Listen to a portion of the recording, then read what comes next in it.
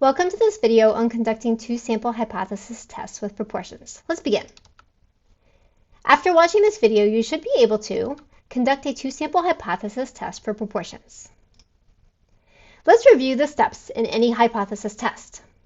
The first thing is to determine whether the requirements for the hypothesis test are satisfied. Then we state the null and alternative hypotheses, and then we use either the p-value or the critical value method to test the hypotheses. Next, we make a decision based on those results to either reject or fail to reject or retain the null. And lastly, we write a statement to summarize our findings. Example, hospital vaccinations. Two hospitals want to compare the effectiveness of their flu vaccination awareness campaigns. Hospital A randomly surveys 150 patients and finds that 90 were vaccinated. Hospital B randomly surveys 200 patients and finds that 100 were vaccinated. You want to test if the proportion of vaccinated patients in Hospital A is significantly larger than that of Hospital B at the 5% significance level. So before we do anything else, we need to ask ourselves a few questions. First of all, how many samples are we working with and what data type is provided? Again, I encourage you to pause this video, answer the question, and then unpause it.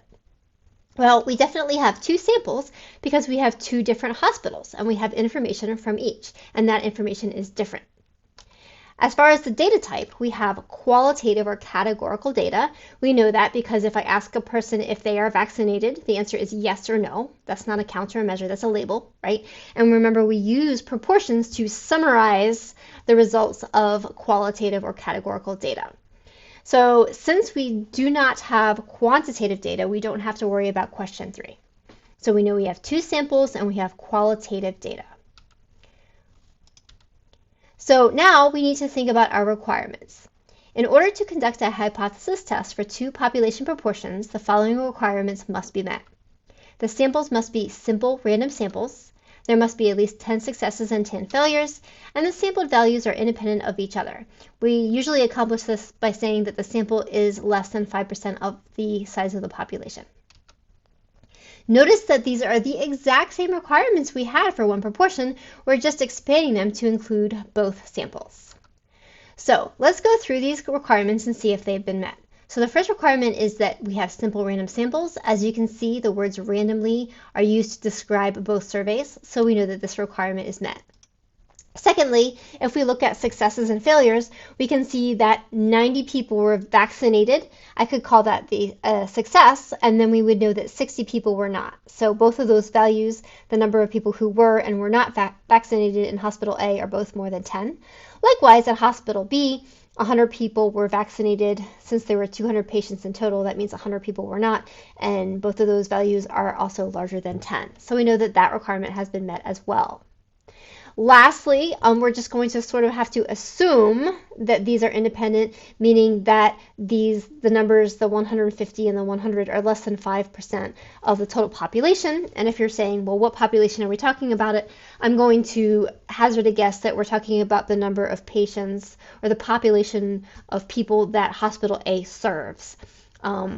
And same thing with Hospital B, that 200 patients is less than 5% of the total population of people that Hospital B serves. And that's probably a very reasonable assumption. So now we're going to move on to step 2, which is to construct our hypothesis statements. So in order to do this, we need to remind ourselves of two things. One is how many samples do we have and what kind of data do we have? And as we stated earlier, we have two samples and we have qualitative or categorical data. So if you look here, you have 5 different null hypothesis possibilities based on what we have. So take a minute, pause this video, and see if you can find the correct null hypothesis associated with having two samples and qualitative data. If you said two proportions, then that is correct. So our null hypothesis is going to be either P1 equals P2 or P1 minus P2 equals 0. So we know our null hypothesis, but now we have to think about our alternative hypothesis. But before we do that, we kind of have a question here, which is, what do we mean by P1? What do we mean by P2? We need to define our populations.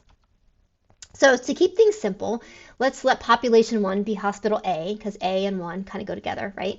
And Hospital B, let's let that be population 2. Okay? So now we can write our alternative hypothesis. So the key phrase in this word problem is that the proportion of vaccinated patients in hospital A is larger than that in hospital B. So if that's the case, then that we mean P1, which is hospital A, we've defined, right, that proportion would be larger than P2. Or in other words, P1 minus P2 is greater than 0. So that's going to be our alternative hypothesis. So now we are ready to, at long last, conduct the test.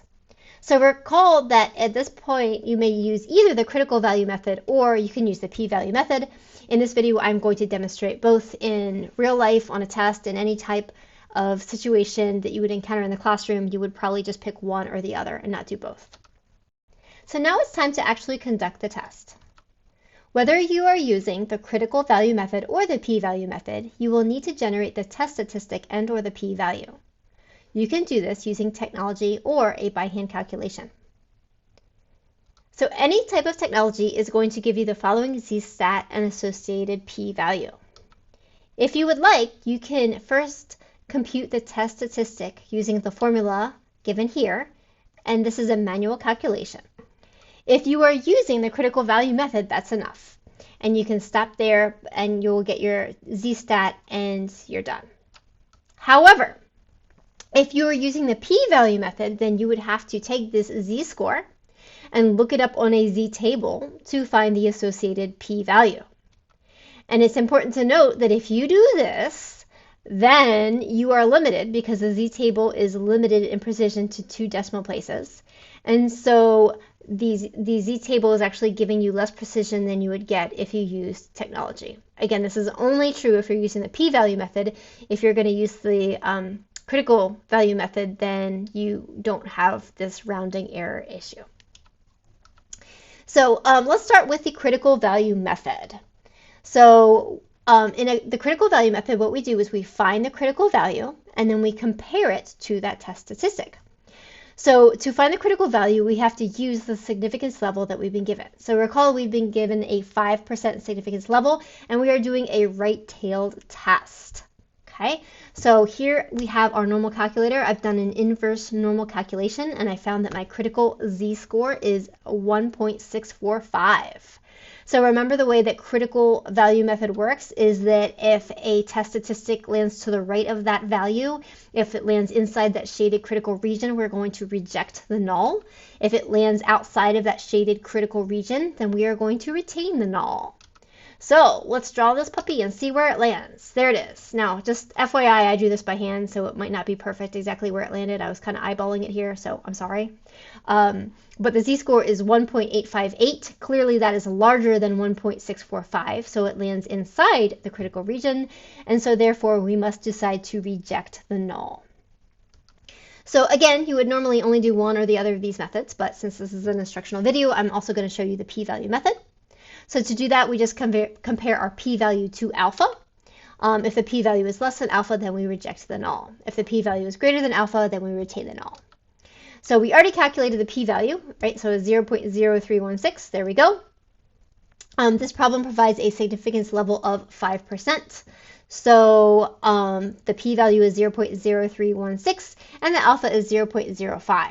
As you can see, the p-value is less than alpha. And so again, we have to reject the null. So just to remind you, the reason that the p-value method works is it relies on the shape of this normal curve, right? So the shape of this normal curve is such that if I draw a line here and it lands in the critical region, then the area to the right of this thing over here, if I colored all this in blue, it would be very clear that that area is going to be less than the red area. So if the area to the right of the test statistic is less than the area in the critical region, then by definition, that means that the test statistic landed inside of the critical region.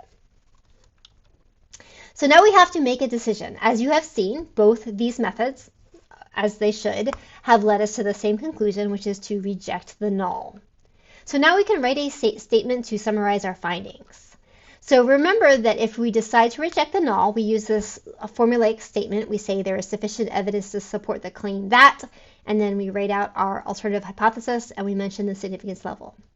Okay, conversely, if we decide to retain the null, we say there's insufficient evidence to support the claim that, put the alternative hypothesis there, and then state our significance level. So which of these statements do we actually want? Well, we decided to reject the null, right? So this is our statement. There is sufficient evidence to support the alternative hypothesis. So let's go back to our question statement, right? So again, you can take a minute, pause the video, and reread this. So our template is that there is sufficient evidence to support the alternative hypothesis. But what, you may ask, is that alternative hypothesis? Well, it's right here. I highlighted it for you.